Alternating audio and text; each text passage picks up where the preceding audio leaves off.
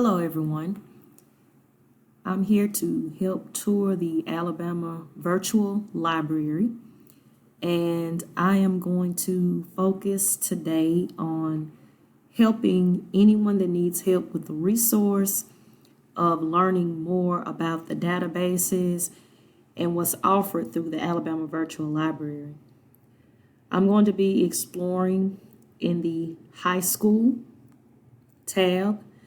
I'm a high school teacher myself. I teach health education, grades 9 through 12. So the database that I'm going to focus on and explore and demonstrate for today will be the Consumer Health Complete. So you click on the tab, and it brings up the Alabama Virtual Library Explorer page on the Consumer Health Complete. So I found this resource to be very helpful. I had previously explored this resource, and what I've come to find is that there's a lot of really good information. So this resource is about giving important health information. It covers a lot of different subjects, and they have the topics down here, and they each have their own tab. So a lot of these subjects are subjects that I teach in my health classes. We spend time talking about mental health, food and nutrition, exercise. We talk about substance abuse, health and well-being, conditions and diseases, and we also touch on drugs. So if you're teaching a health class, this is definitely a great database to explore and a great research tool. So one of the subjects that I teach on that the students really enjoy learning about is mental health. So we'll click into that one.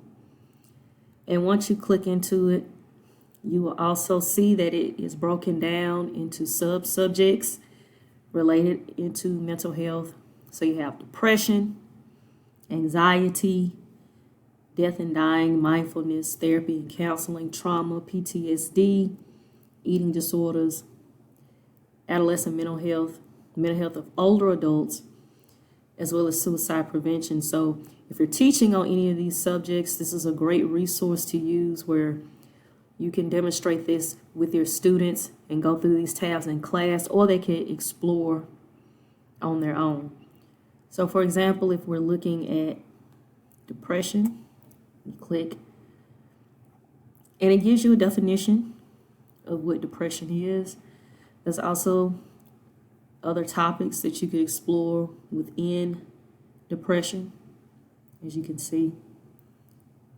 And if you scroll down, you have other related topics that you can look at and get even more information related to depression. You can also see that there are some ebooks and journals. And then if you scroll down even more, it gives you some more ebooks related to depression that can be purchased, of course. But these are all really good resources and documents that can back up the subject. Something else that's really good that can be used are the videos.